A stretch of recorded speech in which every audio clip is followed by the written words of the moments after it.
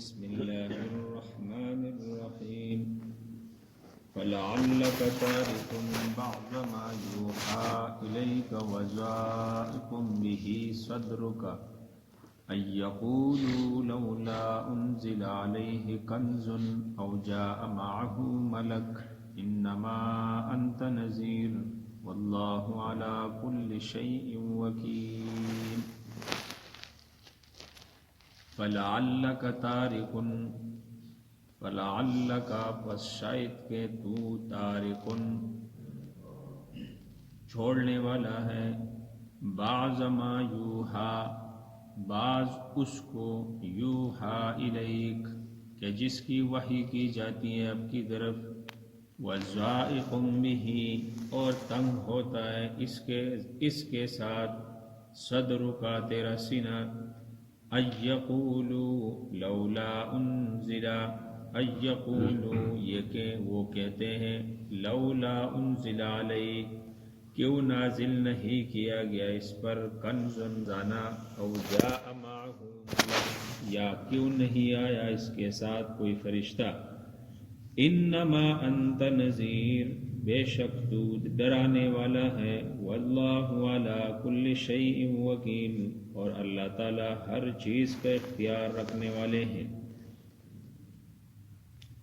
فلعلک تارک بعض ما یوحا الیک یہ آیات ایک خاص واقعے کے مطابق بارے میں نازل ہوئی ہے وہ اس طرح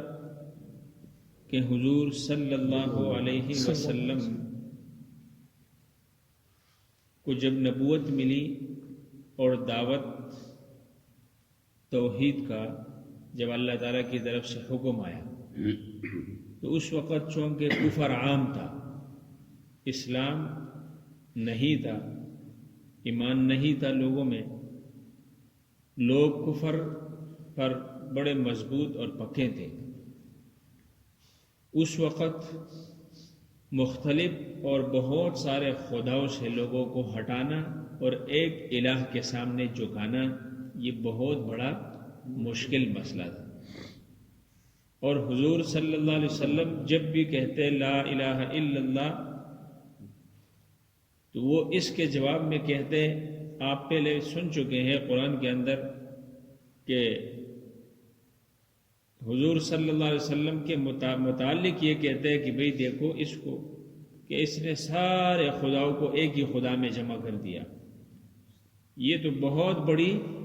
عجیب بات ہے کہ بھئی اس سارے نظام کو ایک خدا چلاتا ہے یعنی اس چیز کو ماننے کے لیے تسلیم کرنے کے لیے وہ تیار نہیں ہوتے تھے مشکل مسئلہ تھا تو اس صورت کے ابتدا سے بھی آپ نے توحید کے متعلق بیان سنا پھر رسالت کے متعلق بیان سنا اس طرح اللہ کی قدرت کا پھر اللہ کی خالقیت کا پھر رازقیت کا پھر انسان کے مزاج کا پھر انسان کے عمل کا آپ نے یہ حالات اور واقعات سنے ہیں تو آج یہ جو آیات ہے حضور صلی اللہ علیہ وسلم جب ان کو توحید کی دعوت دیتے کلمے کی دعوت دیتے تو وہ پھر اپنی فرمائشیں سامنے رکھتے اور ان کی فرمائشیں کیا ہوتی تھی ان کی فرمائش پہلے یہ تھی کہ بھئی آپ جس قرآن کے ذریعے سے ہمیں دعوت دیتے ہیں اس قرآن کے اندر ہمارے بتوں کو ہمارے معبودوں کو برا بھلا کہا گیا ہے تو آپ اس طرح کریں کہ بھئی اس قرآن کو تبدیل کر دیں یا اس قرآن کے بدلے میں کوئی دوسرا قرآن لے آئے ائت بقرآن ھذا او بدلہ قرآن نے کہا کہ بھئی وہ کہتے تھے کہ بھئی اس کے اندر ہمارے معبودوں کے بارے میں برا بلا ہے لہٰذا ہم ماننے لیے تیار نہیں ہیں لیکن فرمائش ہی ہماری یہ ہے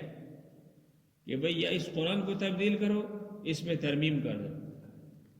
اور یا اس قرآن کو بالکل کیا کر دو ختم کر دو دوسرا لے آؤ یہ ایک واقعہ ہے دوسرا واقعہ کہ حضور صلی اللہ علیہ وسلم جب ان کو دعوت دیتے تھے، یہ تو واضح بات ہے کہ آپ صلی اللہ علیہ وسلم یتیم تھے اور دنیا کی مال و دولت خزانے ان کے پاس تو نہیں تھی، تو ان کا مزاج یہ تھا کہ بھئی نبوت بادشاہت کی طرح ہوتی ہے،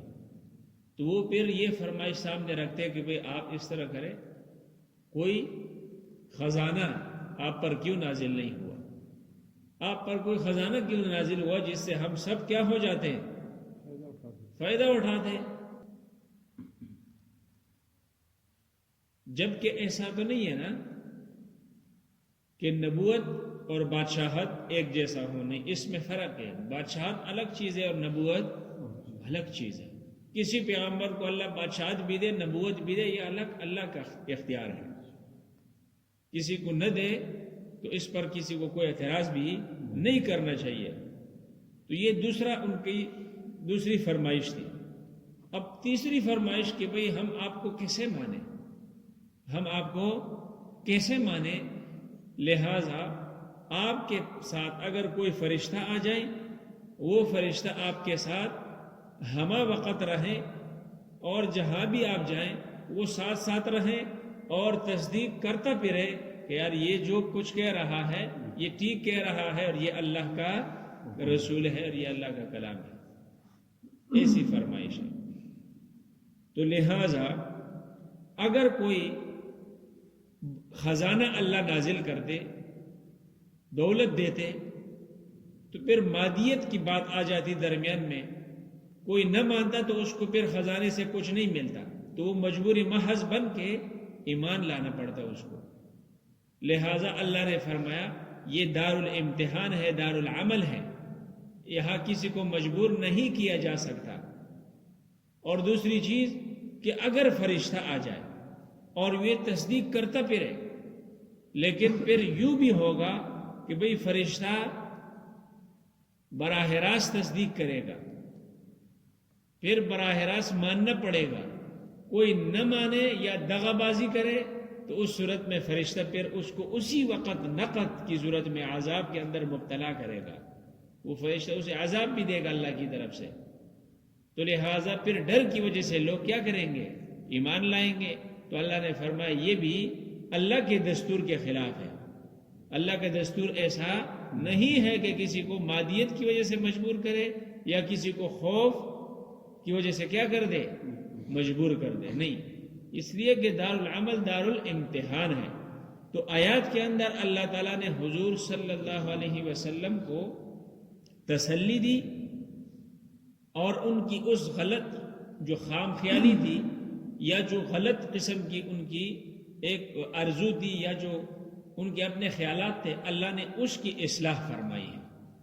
حضور صلی اللہ علیہ وسلم کو تسلی اور ان کو کیا ہے، ان کے برے خیالات کی اصلاح اللہ نے اس آیت کے اندر ذکر فرمائی ہے۔ تو کہا فَلَعَلَّكَ تَارِكٌ بَعْضَ مَا يُوحَىٰ إِلَيْكَ، میرے محبوب کیا آپ چھوڑ جائیں گے، یعنی آپ چھوڑنے والے ہیں، آپ چھوڑ جائیں گے وحی میں سے بعض وہ حصہ جو ان کو ناپسند ہو، یعنی بتوں کے بارے میں برا بلا ہے نا، تو ان کو یہ ناگوار ہے، کیا آپ قرآن میں سے وہ حصہ چھوڑ جائیں گے ان کی وجہ سے؟ مطلب یہ تھا کہ بھئی یہ تو محال ہی نہیں ہے کہ حضور صلی اللہ علیہ وسلم چھوڑ دیتے، لیکن اللہ نے فرمایا کہ بھئی کیا آپ چھوڑ جائیں گے وہ حصہ، یا اس سے آپ اپنے سینے کو تنگ کر دیں گے؟ یعنی اس قسم کے فرمائشی سوالات سن کر حضور صلی اللہ علیہ وسلم کیا ہو جاتے ہیں، غمگین ہو جاتے ہیں، پریشان ہو جاتے ہیں، سینہ اس کا تنگ ہو جاتا۔ اللہ نے فرمایا اللہ یقولوا لا لولا انزل علیہ کنز او جاء معه ملک، تو یہ ضرور کہیں گے پھر آپ کو کہ بھئی آپ پر خزانہ کیوں نازل نہیں ہوا، یا آپ کے ساتھ کوئی فرشتہ آپ کی تصدیق کے لیے نہیں آیا۔ انما انت نذیر، میرے محبوب آپ صرف یہ سن لیجئے کہ آپ ڈرانے والے ہیں، آپ کا کام کیا ہے، ڈرانا ہے، لیکن ڈرانا بھی شفقت کے بنا پر ہے، محبت کے ساتھ شفقت کے ساتھ، مطلب آپ ڈرانے والے ہیں تو آپ مبشرا و نذیرا، آپ خوشخبری سناتے بھی ہیں نا، آپ صرف ڈراتے تو نہیں ہیں، کافروں کو جہنم کے عذاب سے ڈراتے ہیں اور ایمان والوں کو جنت کی خوشخبری بھی سناتے ہیں۔ واللہ علی کل شیء وکیل، اللہ تعالی ہر چیز کا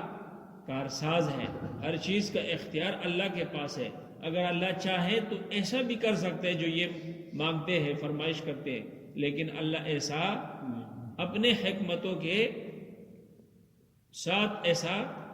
نہیں کرتے۔ تو اللہ تعالی ہمیں عمل کی توفیق نصیب فرمائے، اللہ ہمیں سمجھنے کی توفیق نصیب فرمائے۔